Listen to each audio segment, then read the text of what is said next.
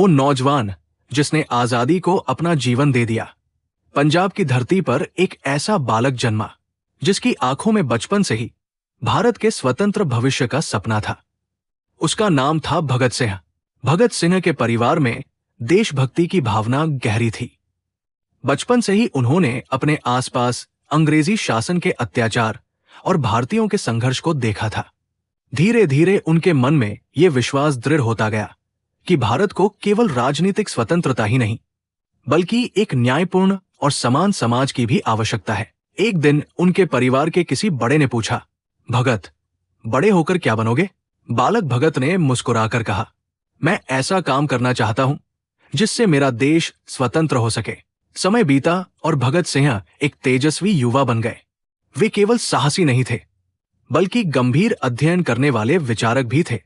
वे इतिहास, राजनीति, समाज और क्रांति से संबंधित पुस्तकों का अध्ययन करते थे। 1928 में लाला लाजपत राय पर हुए लाठीचार्ज और बाद में उनकी मृत्यु ने भगत सिंह के मन को गहराई से प्रभावित किया। उन्होंने अपने साथियों के साथ ब्रिटिश शासन के विरुद्ध संघर्ष को और तेज किया। फिर आया 8 अप्रैल 1929 का दिन।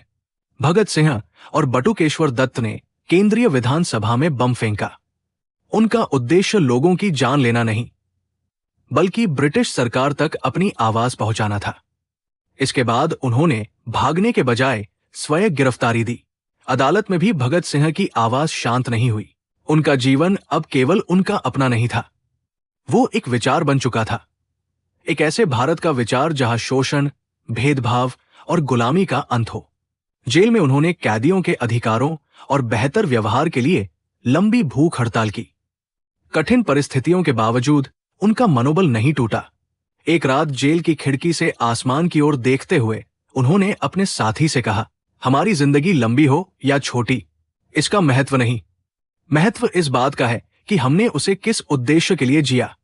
23 मार्च 1931 को भगत सिंह, राजगुरु और सुखदेव को फांसी दी गई। उनकी उम्र बहुत कम थी, लेकिन उनका सपना बहुत बड़ा था। भगत सिंह का जीवन हमें याद दिलाता है कि देश प्रेम केवल भावनाओं का नाम नहीं है, उसमें विचार, साहस, त्याग और अपने समाज को बेहतर बनाने की जिम्मेदारी भी शामिल है। आज भी जब भारत में कोई युवा अन्याय के विरुद्ध आवाज उठाता है तो इतिहास की उस युवा आवाज की गूंज सुनाई देती है। इंकलाब जिंदाबाद।